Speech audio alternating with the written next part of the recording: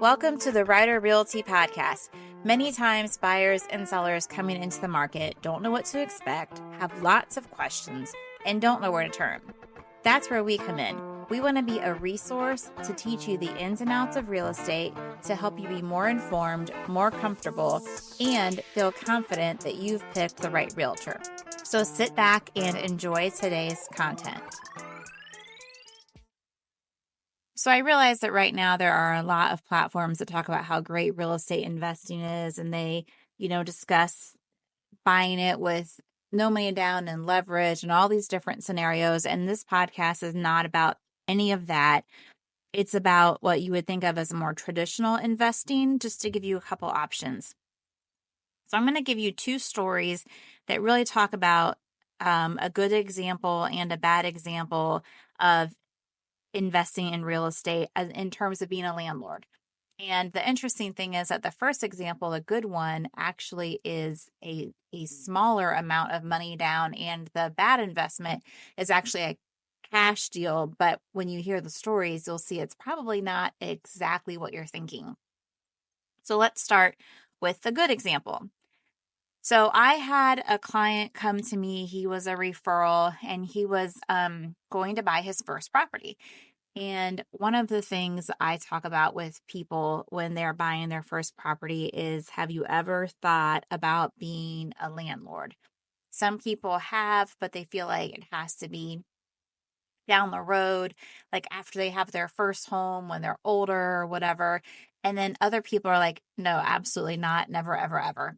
And I feel very strongly that you are either meant to be a landlord or you're not. So if it's a never conversation or comment, then it ends right there. But if it's I have thought about that, or yes, definitely, I just need to do it down the road when I have my own house, then we kind of have that conversation of what that will look like. And as you know, I'm going to tell you now, I'm not a lender, so you want to talk to a lender, but I will give the example of this guy and it will help you understand. So this guy was a referral to me, and we were meeting on a coffee shop to talk about what he wanted in real estate. And I asked him that question: have you ever thought about being a landlord and owning an investment property? And he said, actually, yes, I have. And so through discussion, we decided that he would look at rentals in addition to single family houses. But he kept getting drawn to that rentals. One of the reasons I have this discussion with people who are buying a house and are currently renting or living at home is because there is a way to make it less money, potentially, depending on how you buy it. So in other words, if I would buy one, I'm not going to live there. I have another home. I have to put 20 or 25% down because it's an actual regular traditional rental. I'm not going to live there. And that's what is required if you're doing a traditional scenario. However, in this case, he was wanting to live there. So he's like, I will live in part of it. I am living on my own. That's easy to do. I don't need a ton of space. So I would like to live in it. And then it's an owner occupied, and you have options to put less money down depending again on your loan. So in this case, he put significantly less money down, which would allow him to keep the rest of his down payment to go towards that future house, which is what he had planned to do. He's like, okay, so I'm going to live in this investment property, live in half, rent half, put the minimum amount that I need to down since it's owner occupied, and then I'm going to save the rest of my down payment to build up into buying my next property, which will be maybe not my forever house, but my starter single family house or condo, whatever he decides.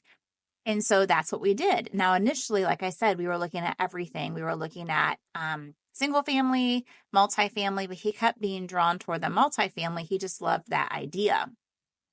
And so by the time he bought his home, we were only seeing single family, and we bought this. I didn't buy it. He bought this house, had a great renter, very nice person, and ended up moving into half, and it worked out well because at the time the duplex had a long-term renter in one part, and then the other renters were moving out, so he was able to slide right into that spot and not need to kick anybody out, or not kick anybody out. That sounds terrible. Give them a 30-day notice. And so he moved right in and he loves it. It has been almost 2 years and he still lives there. He had the same tenant for 2 years. She moved out recently and he's getting somebody else just because of a job transfer. And it has been an awesome experience. In fact, he has already asked me, what would it look like if he bought another rental property? He's not asking about um, a home for him to live in this time, another like true investment property where he'd put the bigger part down because it has been such a good experience. So that was a happy ending story. He was able to start his rental portfolio that he thought wouldn't be until, in his 40s, in his 20s. His rent or his part of the mortgage payment is like ridiculously low. I mean, I don't know, a couple $100. I can't remember exactly what he told me. Less than it would be to rent somewhere else, and definitely less than a house payment.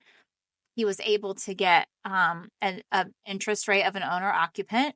He was able to not put 20 to 25% down. And he had a great renter in there, and it worked out super well.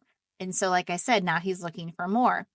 So that is an option for people to think about if they maybe want to start an investment property portfolio, but they know they don't have that 20 to 25% down. And one more thing, just to bring back his story, is that he was thinking about buying a house and getting roommates. So that even made him more interested in this concept of being a landlord, because now instead of having roommates in his 3-bedroom house or whatever, he was able to have full privacy and still have that scenario of somebody helping him make his payment by living on the other side. So it was great for him. It is still great for him. And I am super excited for him. Now, here's my disclaimer. I want to make sure that I say that real estate ownership in terms of investment property or being a landlord is not for everyone. And the first step that you can do is acknowledge that yes or no, this is for you or not for you. And that's why when I'm with a buyer talking to them and they say, no, the landlord thing is not for me, I 100% don't push that, because I get it and we move on. So now I'm going to tell you a story about an experience that wasn't so good. And that was my dad's landlord experience. So my dad was looking for extra income. He had a very entrepreneurial spirit, and he somehow got hooked up with a real estate agent who suggested that they were going to help him buy rental houses. So in order to have the cash to do that, because again, he was not living in them, he took a line of credit out against his house and used that for hefty down payments, which allowed him to buy 3 rentals. Now, when I say rentals, I'm not talking like 3 single family houses. I mean 3 duplexes. So he went from 0 landlord experience to, I'm going to get a mortgage on my property, to buy 6 units and I have no idea what I'm doing. But he was willing to work. He was smart. So he was trying this. So the problem was that because he was a kind person, he would not collect rent. 2 of the homes had people living in them. And hindsight is 2020. I know that at least in some of the cases they had money to pay, but they wouldn't pay him because, kid was sick, car didn't work, whatever. None of that true. And he'd be like, okay, that's fine. I understand. Just pay me double next month, or can you give me a little bit of money? And then the 3rd unit he bought, the 3rd duplex, was literally not habitable, but 3 people decided that they could still live there.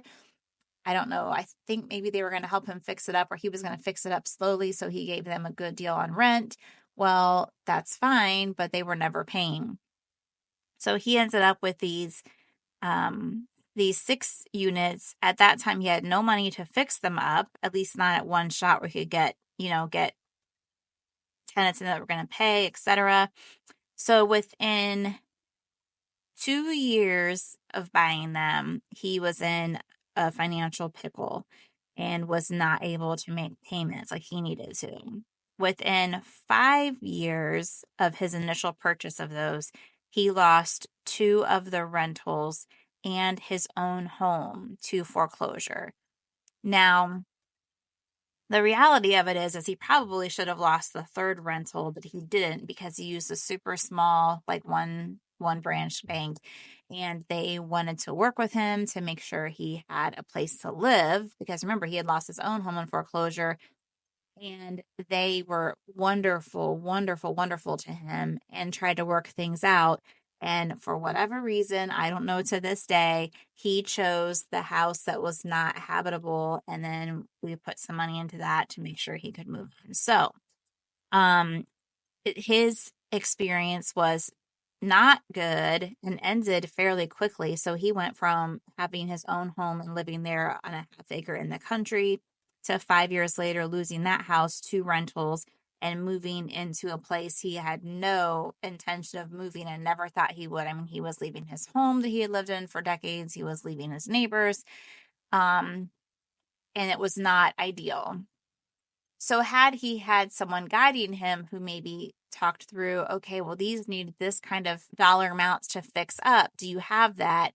That could have been like him where he would say, nope, I don't have it. And then they would say, okay, maybe let's try one. Let's try one investment property first or, and then go from there. So there were 2 lessons here. The first lesson was, like I said, being a landlord is not for everyone. The second lesson is make sure you pick a good real estate agent who can guide you through the process, who can make sure that you discuss things like, do you have the money to fix it up if it needs it? Do you feel comfortable buying 3 or should you just buy 1 to start with? All of these questions that can help you decide if being a landlord is right for you. So if this has piqued your interest, you're like, I never thought about that before as my first property to buy before I buy my single family home.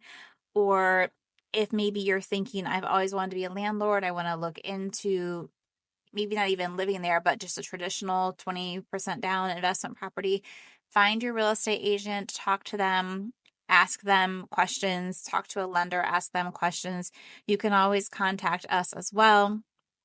My husband and I have owned Airbnbs. We've owned 3 Airbnbs. We've flipped several houses. We own a traditional rental. So we've seen a lot, especially with me being in real estate as well. So if you have any questions that I can answer, please reach out. And I think that's it.